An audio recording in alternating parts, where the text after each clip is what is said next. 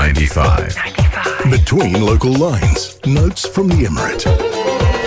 Human resource professionals, industry experts, and trainers gathered on the opening day of the Career Builder Forum that took place here in Sharjah on December 8th and 9th. And that is to share insights, also develop soft skills and competencies of undergrads and young job seekers, and also to offer invaluable tips and tools to secure the right job.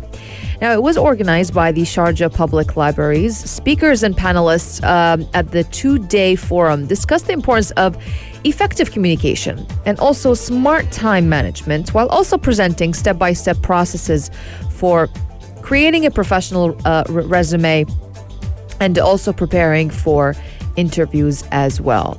So looking at the opening day of the forum, it explored practical ways to make job hunting much more easier and fruitful, and helped basically find the skills of job seekers to empower them in finding their desired jobs. So there was also a session that was titled Secrets of Job Hunting. And we've seen Coach Rama Mohanna stressing the importance of professional networking as being vital for career growth. That is the main key here, professional networking. And she also pointed out in this session that attending job fairs, for instance, it's a great way to meet officials and recruiters. And she also called on undergrads to enrich their knowledge and experiences by attending various functions organized by their respective universities, in addition to enrolling in training courses and also volunteering in activities to showcase their abilities and talents. And they do help job seekers establish connections or long-term relationships with business owners or heads of organizations. The trainer also cited the necessity of using social media platforms as tools to connect with employers and headhunters. You've touched on so many interesting things at the Career Builder Forum, which took place over 2 days. So one of the things they've talked about is how to write an effective CV. What do you do to make a CV that is impactful for recruiters? What features of it should you deploy in order to grab their attention? And they said that a professional CV should have an easy-to-read font, bold headings, and basic colors. We've seen those CVs that are way too colorful all over the place and don't really have much of a focus to them as well. So they discussed how to create an effective, impactful CV. They touched on so many different aspects in your job search as well. The soft skills you need to have, how to talk to an interviewer effectively, and how to create a balance between showcasing your skills but also not being too boastful about what you could offer the company as well. So these are really, really great things, and I think they're important not just for people who are seeking jobs or people who are unemployed as well. You could also look into it in a way of enhancing your pre-existing skills and developing yourself further in this time, because all of us are it's relevant to all of us right now.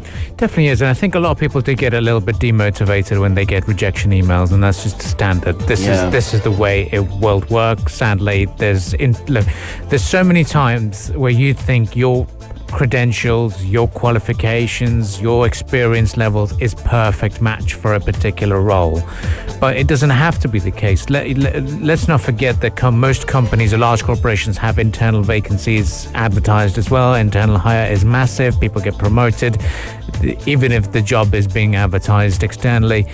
People get their jobs according to how they get the jobs, really, and it's all a matter of luck.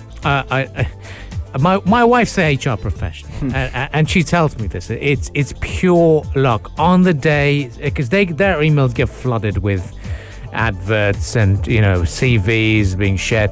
But it literally is on the right time at the right place. They'll certainly get a task. We need to fill this position, and they'll be scrambling to fill that position. Out of a miracle, one CV lands on their emails, and they think, wow, okay, perfect match. Let's put this through and move forward. It is luck. It's a huge part of it is luck, yes, and a huge part of it is network. I'd say it's when you're on LinkedIn, for example, LinkedIn is not just a page of Instagram for sharing pretty pictures and whatever. You're sharing your work, you're sharing your content, you're sharing the things that you've been doing, you share your opinions, you share articles. It gets noticed by your connections. And look, there's so many times, and I'm guilty of this. I go to Expo, I go to all these places, I exchange business cards, put in my wallet, khalas, gone. You should convert that business card to a LinkedIn connection, and that's my way of a suggestion for anyone who's around at the moment, whether any industry you're working in. Convert that business card into a LinkedIn connection. You never know when that person can be useful for you a few years down the line, and if it can lead to a business connection, if it can lead to anything really. It's all about building those ties, and never be shy to attend events. For example, if you've been invited to go somewhere, just do it. Go for it. 100%. Especially for uni students, because they always put on these functions and job fairs. Always go to these training courses. You could also volunteer. When you volunteer in certain activities and such, you do come in contact with a lot of people in that industry. And if they see that you have the ability and talent to work in that field, they're not going to forget about you. One interesting thing as well they said during the forum is you should attend job interviews no matter what, even if it's a subpar position. Always have a good interview, because you're essentially having a social network. I look back on my job interviews and I can get in touch with the people that I've interviewed for, and there's something you're building there. Even if you don't get the job, it's a potential connection. You might pop back in, Yeah, exactly. I think the experience of doing interviews is very important now. You can say that about us as well. People who are doing interviews, for example. We're fortunate enough to be media professionals in the United Arab Emirates, where we have a number of celebrities and high-profile guests that come in. Yes, we do as presenters get nervous because we get told you've got 2 minutes, do an interview, khalas, and that's out the way. That's very nerve-wracking to crack and get a quality interview to entertain our listeners, because not only are we trying to impress the listeners, we're trying to impress the person we're interviewing. We're trying to impress our listeners and ourselves, because 2 minutes is not good enough or long enough to get the right information for entertaining content, but you've got to do it. So it gets tricky, and the more you do it, the more confident you are, the more you can wing it, the more you can get more out of them, and more you can get used to any tricky situation. So once you do more job interviews, even if you don't like the role, can't take it, got rejected, fair dues, no problems. You can just go ahead and move on to other roles. But the best advice I'd like to give most people is keep your chin up, take it on the chin if you got rejected, and khalas, go for it again. So that's what it is. It's like boxing. And always ask the recruiter if he didn't take you. Always call them and tell them, why didn't you take me? Oh, you think so, yeah? Maybe ask for feedback. It's like, hey man, Ask why for didn't you feedback. take me? No. Ask for the feedback. The feedback, Yes. yeah. Sometimes very important. Yeah. It's true. I think I do agree And with that. just ask them to say it honestly. It's just because it's for your own, benefit and for future reference, so True. you know what you're lacking. Right, And that's something that's very important. And yeah. True. That's a good idea. I think it's very important to reach out so that they feel good that you were keen for this role, and if there's another role that pops up, they can potentially consider you and get that done. I think there's so much there's so much you can share on this, isn't it? There's so many different tactics, so many different ideas. But yeah, don't take it too personally. That's the main thing, and don't lash out on them on the emails and have a go and saying, yeah, you regretted one day not hiring me. So, yeah. Always have a, good reputation. Yeah. Exactly. Yeah. Well, stay with us here on the Morning Majlis. If you are an HR expert, if you are, let's say, a person who is into recruiting, or maybe a job seeker, let us know on the text lines 4215. What do you think about the world of job hunting? Has it evolved? Has it changed a lot? Do CVs even matter anymore? Video CVs. Oh, They're in now. Yeah. they're in. And apparently there's video interviews. A robot asks you, throws the questions at you, and you just respond onto the website. And then the recruiter or person screening you looks at the videos first before even giving you an opportunity for an interview. So it's intense. It's intense. Yeah. It's good news, though. But yes, guys, keep those texts rolling in. We'll be right back after the news headlines. And, of course, we're welcoming everyone's thoughts and opinions this morning in terms of the perfect way of sending a CV CV, applying for a job, and maybe landing that perfect opportunity. You're listening to the Morning Majlis only on Pulse 95. Pulse 95. Between local lines. Notes from the Emirate.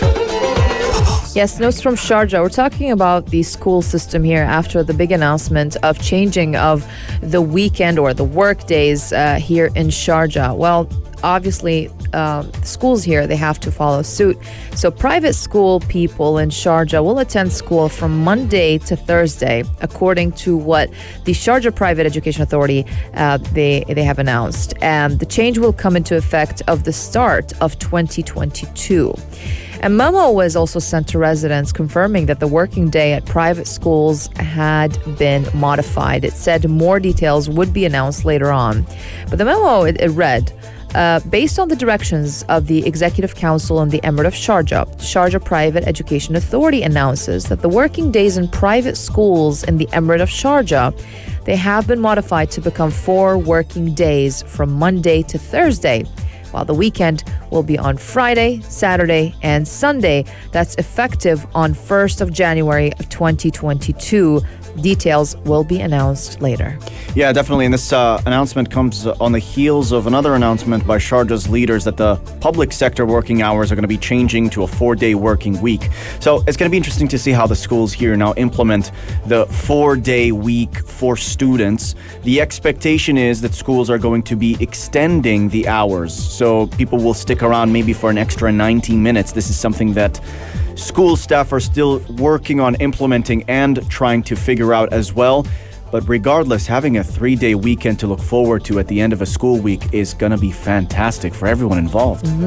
Definitely is. I think for most schools and for us as well, I'd say us, but most students would be very, very delighted to see that, because now you've got 3 days of having a bit more of a relaxed time. But is it going to be relaxed time? Are school teachers going to say, here's Friday homework for you, because we've got so much to catch up on? Yes. This is it. Thing is, now when you follow the English curriculum, for example, GCSEs, this is why I want to speak to some of the schools about how you're going to manage to fill in your agenda. Yes, you might increase the timings of your school, but when you have a curriculum to complete, it's a lot of work.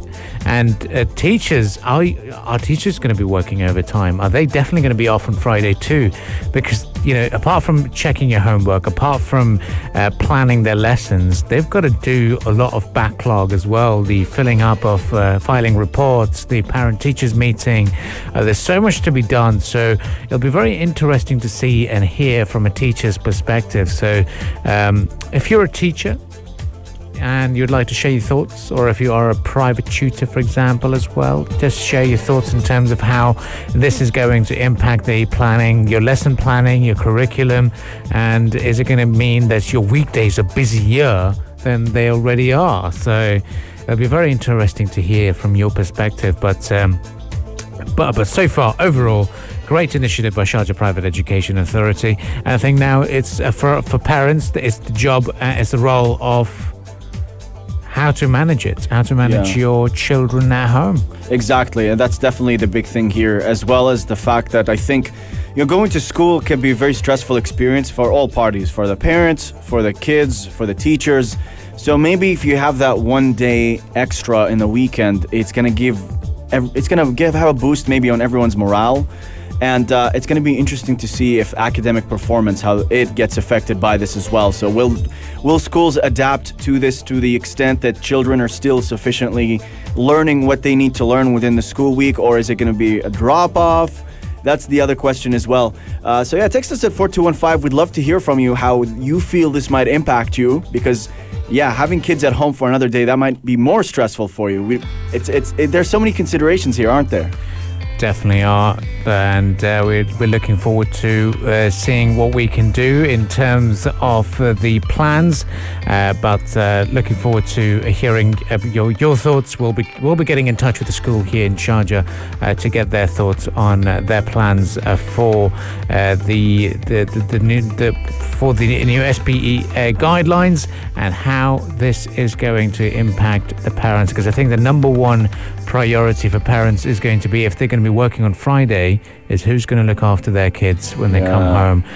Should they get a nanny? Should they stay back? Should they also apply and ask for work from home? So many things to consider, really, isn't it? Just small changes, big planning for sure.